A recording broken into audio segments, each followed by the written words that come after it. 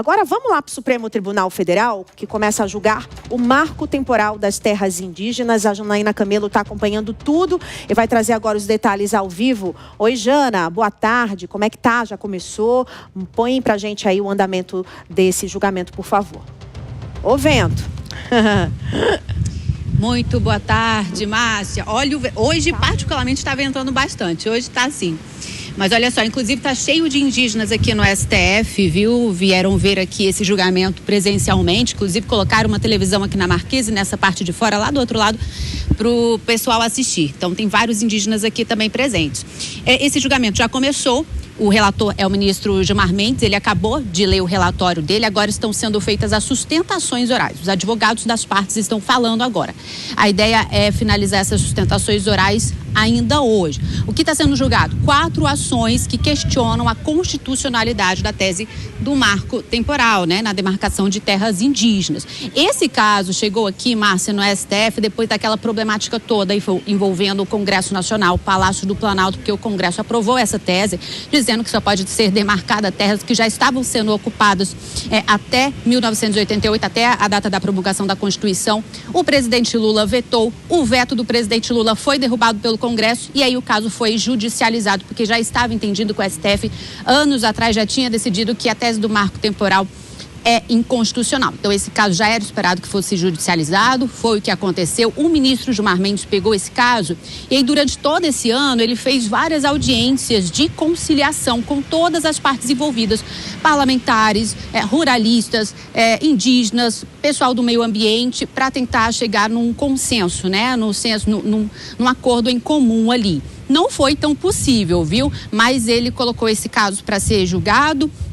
Então, hoje vão acontecer todas as sustentações orais. Os votos dos ministros não vão acontecer na sequência, vai acontecer num outro momento. Então, possivelmente até que fique para o ano que vem, viu, Márcia? Por enquanto, o presidente da Corte, o ministro Edson Fachin, permitiu que hoje, então, só sejam feitas as sustentações, que sejam só levantadas o que as defesas, as partes ali querem tratar com relação a essa questão toda. Só vale lembrar, destacar que esse julgamento está acontecendo, já estava marcado, mas acontece um dia depois do Senado aprovar ali em 2 turnos a PEC também do marco temporal, incluindo ali a tese do marco temporal na demarcação de terras indígenas, para evitar que esse caso seja judicializado novamente. Isso numa resposta ali a esse novo embate, crise entre o STF e o Congresso Nacional, depois da decisão do ministro Gilmar Mendes da semana passada com relação à lei do impeachment. Então o julgamento está acontecendo, o ministro Gilmar Mendes já leu o relatório e agora estão sendo feitas as sustentações dos advogados.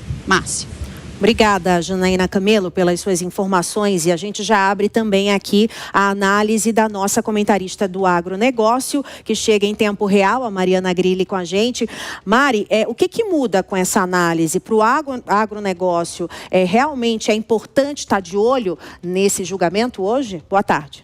Sem dúvida. Boa tarde, Márcia, toda a audiência aqui do Tempo Real. Sem dúvida, isso muda para o agronegócio por 2 perspectivas, ou mais, né? Mas pelo menos aqui a que a gente pode trazer é a seguinte. Primeiro, a partir do momento que essas terras elas vão ser de fato demarcadas, isso precisa, então, estar muito bem vislumbrado ali num horizonte do reordenamento territorial brasileiro, então. Porque à medida que determinadas terras, o uso da terra no Brasil passa então a ser demarcado o que é indígena, o que não é indígena, o que pode ser utilizado para atividades rurais, a gente está falando de um novo reordenamento territorial e inclusive isso implica nos impostos, né? No ITR, no imposto de território rural. Então, para o agronegócio, acompanhar isso é fundamental porque vai dar as diretrizes desse uso da terra, inclusive para a gente, enquanto nação brasileira, também olhar aquelas áreas que, porventura, não fiquem como terras indígenas, que podem ser utilizadas como áreas rurais ali para outras atividades financeiras, agropecuárias, né? O quanto que isso olha para os indígenas que vão estar próximos, porque eles não vão deixar de estar ali, né? Então é importante olhar para esse ordenamento territorial. E o assunto do marco temporal, por consequência, também acaba tendo relação com o licenciamento ambiental, que também está em alta, que também está sendo discutido pelo Brasil, também é uma grande discussão que leva anos no Congresso, porque se se por um lado a gente vai ter então áreas que não vão ser então territórios indígenas e, portanto, passam a ser passíveis de atividade agropecuária, essas áreas elas vão estar passíveis a novas obras, que precisam de licenciamento ambiental. Então, as coisas elas precisam ser conversadas, conectadas, para que a gente tenha consciência e noção de como que a terra no Brasil, o uso, né, do solo brasileiro está sendo utilizado, né, como que esse uso está sendo destinado, independente de ser indígenas ou, enfim, produtores rurais, e como que isso implica, então, nesses próximos passos de marco temporal e licenciamento ambiental. Perfeito, Mariana Grilli, obrigada pelas suas informações e análises.